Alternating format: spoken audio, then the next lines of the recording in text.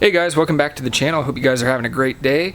Like I said at the end of the last video, I had one video planned and it ended up being two videos, so I'm filming this intro a little later on in the build. But with that, we're going to go ahead and dive right on in where we left off in the last video. Alright, so with the engine bay empty, we are going to start hooking up the engine and put it in. At least that's the goal.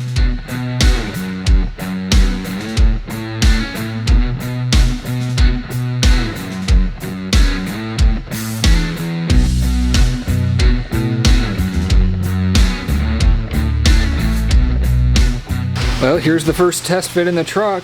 It looks good. It looks pretty good when you look at it from this angle. Once you get a little further in, it's not as great. So we made lines. You can see the white mark here and the white mark back there. That's where we are going to start trimming for this AC compressor. We are going to try trimming less off at first and then keep on making it fit the way we want it as we go. You can always cut more material, but you can't add, well, I guess technically you can add material, but it's not what we want to do. It's tight, that's for sure, especially if you come over here. The headers are going to be really close to that steering shaft. Now I do have a different steering shaft going in there, but no matter what, it's going to be close. We're not going to leave the engine in here for much longer. We know what we need to do to get it fit. As you saw on the other side, the engine mounts are about an inch off. The engine's about an inch forward, so it's a little crooked in the bay. While on this side we got it in, but yeah, I mean, that's what it looks like. This is the first fit with it in, and it does not look bad. And the powder coat matches pretty close to the paint as well. Alright, it's the next day. Yesterday we were able to test fit the engine and we could see where our clearance issue was. We already knew where it was going to be. It was the AC compressor. It was hitting the frame, so we're going to have to trim it and notch it and then put in some filler panels and keep the rigidity, keep the strength up. But right now is time to cut. So we're going to try cutting off smaller pieces now and work our way to where it fits. So it's going to involve a lot of test fitting the engine in and trimming essentially, and then once we get it trimmed to where we want it, then we'll box it in where the notch is. So as you can see, we took the engine out yesterday, and this is our mark for where we need to cut from this white line to this white line. Yeah, so that's what I'm going to do. I'm going to take the angle grinder with a cutting disc and probably cut down to the bottom of this angled piece, so about right here, and do this all the way across, up, probably about the same distance up and over. So obviously I'm going to have to take this ground off, I'm going to have to pull this cable out and then get to cutting. So that's what you're going to see next. If you are doing this or grinding or anything, don't forget to wear safety glasses. Okay, so I just finished cutting. Here is what it looks like. It's almost out. There we go, pop it out, and there it is. There's the notch. So now we need to go ahead and test fit the engine again and see if we can get the engine mounts on. Because yesterday when we did it, we were able to get that side to where the mounts were actually clasping on either side. We were about an inch back on this side due to this alternator bracket, so we're going to see if this is enough to get it pushed back and on the mount. And then also see our clearancing against everything in the back as well.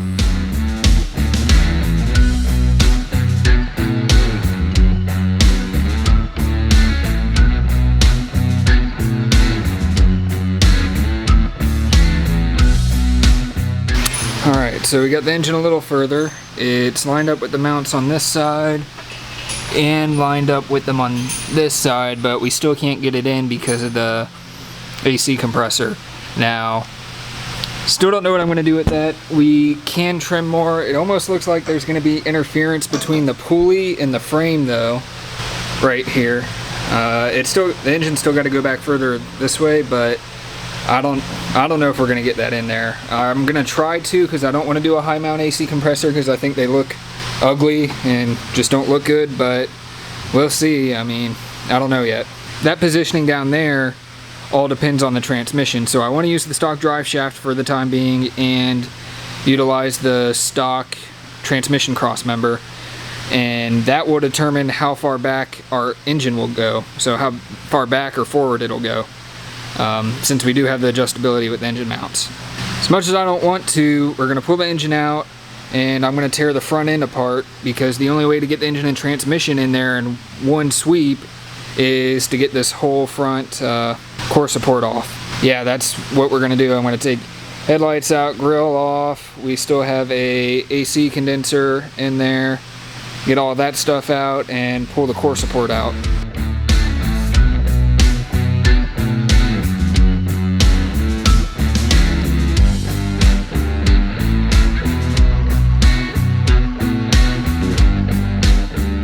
Alright guys, this is where we're wrapping up today. I have the front end off basically. Well, by front end I just mean the headlights and the grill. What I need to work on next is the core support. Get that out of there along with the AC condenser and all that. That's going to be interesting. I've never done that before, so we'll see how that goes. But till then, I'll see you tomorrow. What's up guys, back out here. That's the next day. I'm working on the truck again. So yesterday we got the front end taken off, essentially, the grill, the headlights, the small stuff, but now we're working on the core support, so let's go ahead and get to it.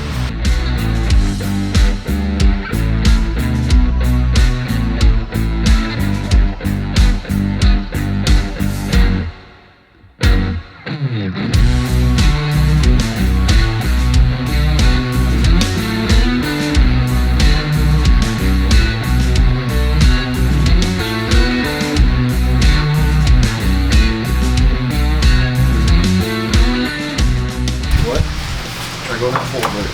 Go forward.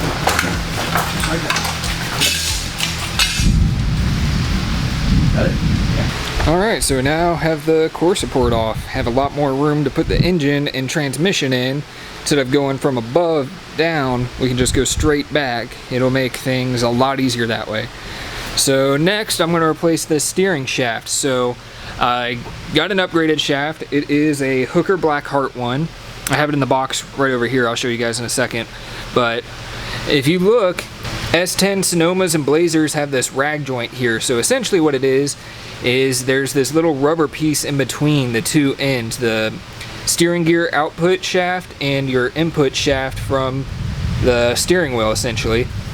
And they connected this rag joint in two different spots. So input for the steering gears here, and on the other side a completely 180.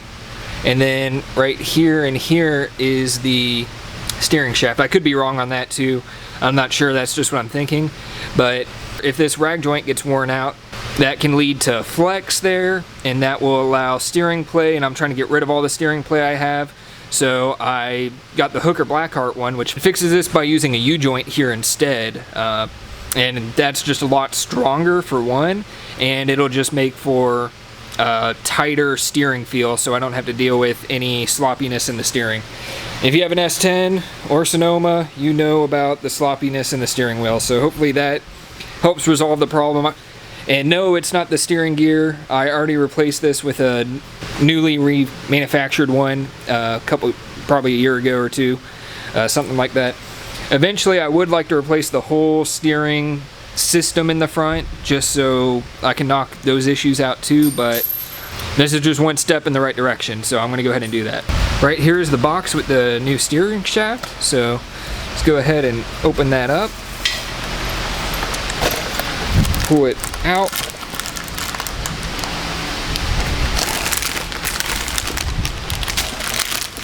and here you go. If you can see through the plastic here, you can see there is a U-joint here, and that'll make things a lot tighter.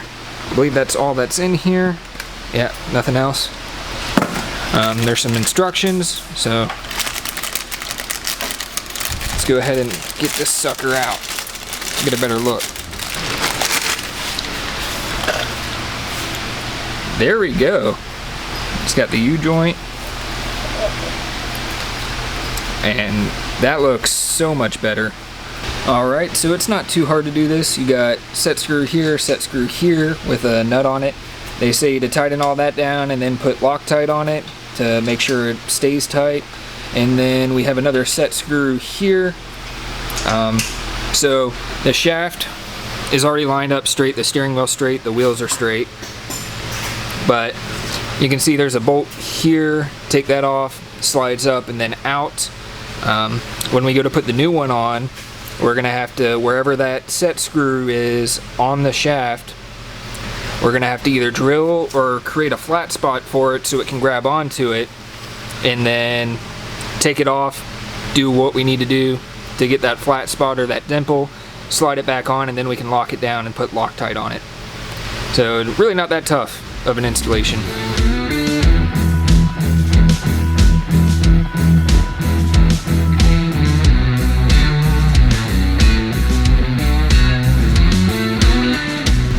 There we go, you can see right there's the flat spot I made. Come at it from this side, you can see how far in it goes.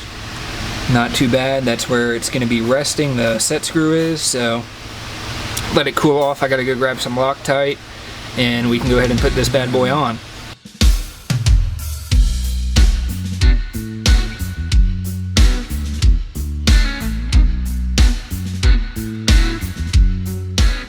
You can definitely see there's a huge difference in size alone. This new shaft will allow for more clearancing between the headers and the shaft, the steering shaft, which is good. It's going to be a lot stronger. There'll be less play in the steering wheel, hopefully, and it just looks cleaner than this one. So I'm thoroughly happy with that. That just looks like a much cleaner setup. It's going to be stronger with the U-joint over the rag joint, and everything will be good with it. Okay guys, we're back for the next day working on the S10, and we're going to go ahead and dive right into it. So looking over here, you can see where I have the notch cut out for the AC compressor on the engine. It doesn't fit. The AC compressor does not fit with this slot. I gotta make it bigger. So looking on the S10 forums, from what I've seen, all the pictures I've seen, I'll throw some of those pictures up here, maybe here and here. What it appears is everyone comes up to just before where this bracket, mounting your idler arm for your steering or whatever that's called, this bracket that mounts to your steering linkage, they cut right up in front of it all the way up to here and around, and then they go all the way over here just before the weld, come in at an angle, and then come back. That's what it's looking like everyone's doing, and I'm going to go ahead and do that just because we're not going to lose much, if any, strength doing this, cutting the notch out. We're going to tube it back in, or not tube it, but box it in, box all the edges in so that it's nice and strong still. And yeah. Okay, so I just came in here and marked out kind of where I want to go. I still went a little conservative here because most people are coming right up to where this steering linkage bracket meets, and I really don't want to go that close with it, so I'm going to try to stay away from it. There's a weld here, it's hard to see, but there is a weld there for the cross member, so I don't want to get too close to that. And I originally marked it out to go straight and then angle across, but I'm just going to try angling it across because I don't want to cut out. It's easier to cut out material than add material, so I'm just going to try doing a little bit less. I kept the same depth. I'm just going to extend it. I did make it go further in on the top side, so we'll see how this works. Alright, so here's our new notch. As you can see, I didn't get as far as I marked over there. Just due to the size of the grinder and everything, I couldn't get as far as I marked, but I got pretty dang close. And as you can see, that's a pretty decent sized notch now. So next thing left to do is test it out and see if it actually works.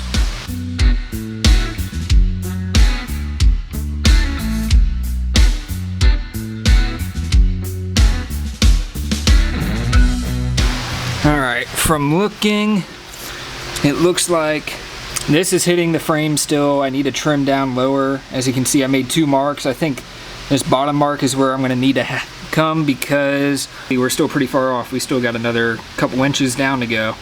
So that's one of our issues. Another is the fuel lines. There's the old fuel lines back here. They keep on getting caught, so I really need to take those out so we can go back without any interference. Yeah, that's what I'm thinking we need to do to get this engine in there.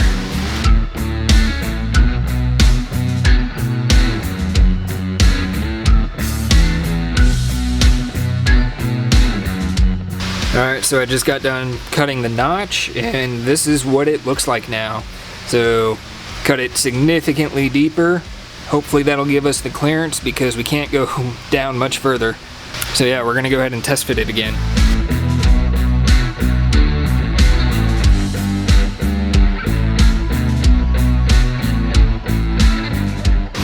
It's still this bolt down here giving us an issue connecting the AC compressor to the bracket that it comes with. So we went and looked at one of the other AC compressors we have, and there's a solid piece, then it goes hollow on the back side, and then solid again.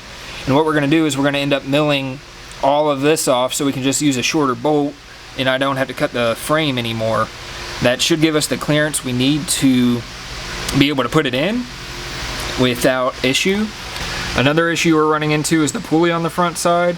As you can see, we don't have a lot of clearance here, and we still need to come down, what, another inch and a half more? An inch and an inch. Yeah, so we got to come down quite a bit more too.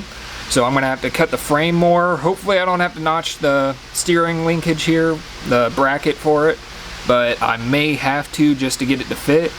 So we'll see what happens. I'm going to try getting it where it's right on here, and we'll test fit it that way. It may need to get cut more, but we'll see.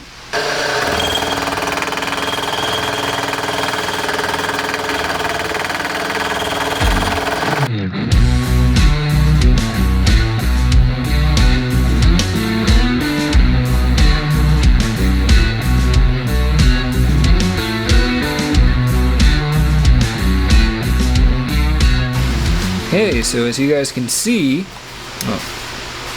now you can see with it in focus, we milled this whole side down. It was the same height as this side. Now it's all the way down to this. So this is exactly how the other side was. If you look on it from the outside, it looks solid. Come over to the inside and it's hollow over here. So you got one basically plate standoff on top and then one on the bottom.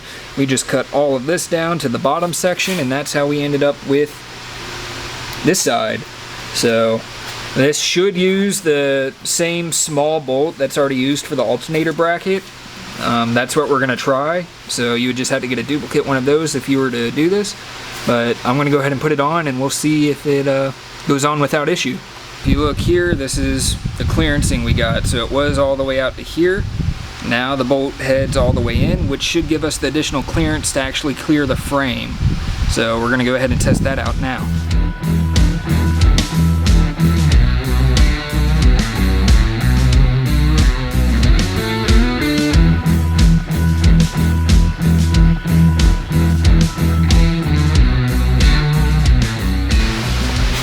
We're back for another day of working on the S10. We have made a little bit of progress beforehand, so I took the fuel lines, I cut them underneath the truck so we had a little bit less clearancing issues here. They wouldn't get in the way. Just help us overall with that. We had the lift plate done. It is finished. My dad finished making it, and it looks like it should work well. Definitely a lot cheaper to make it than buy it. I have finished putting the coil assemblies together basically, so I cleaned the coils up, put them in their cover / holder, and then put them on the mounting bracket. So everything looks good. Came out way better than I expected. And last but not least, we have started working on a plate to fill in the notch on the frame. So this is the plate section we cut out. We have made a line in the middle. We're gonna bend it into a 90 for our notch. So that's actually what we're getting ready to do now.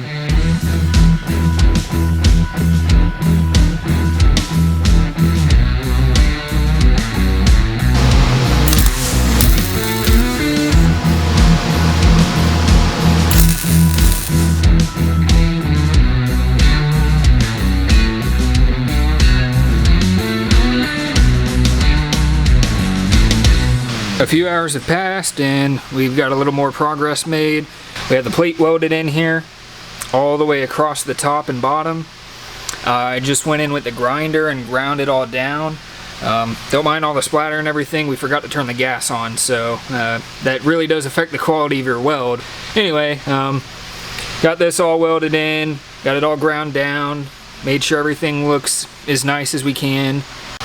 Alright guys, it's the next day, and as you can see, my dad has finished boxing in the frame here, and it turned out pretty good. So you can see he's got all the side plates on and everything looks good. So with the notch done, I'm going to go ahead and take the wire wheel and brush the frame off, at least from the front cross member forward on this rail, and then probably just the front half here, and paint it so it looks better, just because I might as well while I'm at it also give it a little protection.